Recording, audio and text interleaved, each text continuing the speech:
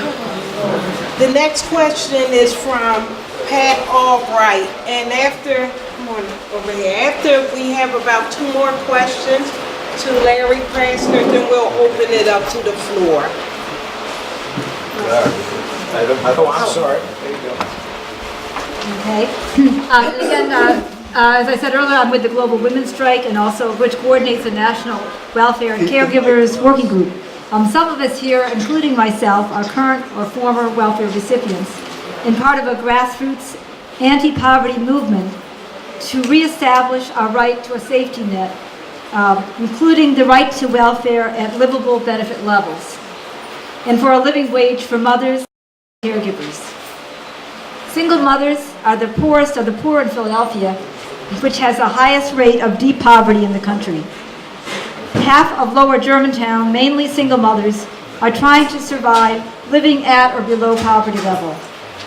And now next door in North Philadelphia, we learned the rate of childhood hunger has tripled, and some mothers are going without food so their children can eat. Because of survival crimes, mothers are the fastest growing population of those going to prison. Our questions have to do with legislation that could greatly affect incarceration rates here in Philadelphia. One is on the state level. There's a bill in the Pennsylvania legislature that would reinstate a 10-year ban on mothers getting out of prison from receiving welfare. That ban had proved disastrous, and they want to reinstate it. What can you do as DA to oppose this bill, which is Senate Bill 6, that would result in pushing women back into crimes of poverty and back into the criminal justice system? If the law does pass, and generally, what can you do as a DA to alleviate the criminalization of women who are caught up in crimes of poverty, such as sex work, and, shoplifting, or drug trade, or whatever? So that's one question on legislation. I'll combine it with the second one, which is also high-profile support is needed for the Rise Out of Poverty Act, the federal bill that I mentioned earlier, to be reintroduced in the U.S. Congress this year, which, by the way, ends the ban on benefits for mothers with drug felony convictions, so then that would be a federal provision, and we wouldn't be fighting state by state to prevent that. And that it would make ending child poverty the goal instead of reducing welfare rolls. So that question is, will you support the Rise Out of Poverty Act? And finally, how can we continue to advise you in these policies when you get elected? Okay, thank you for that.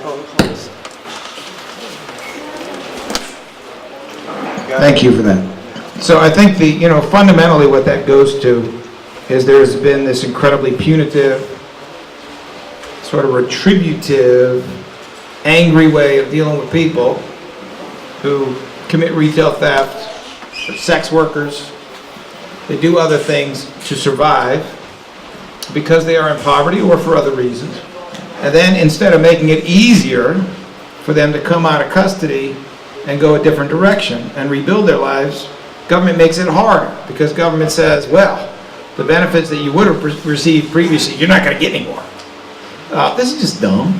I mean, why put more hurdles in the way of people who have already been struggling, and that's how they came in contact with law enforcement in the first place?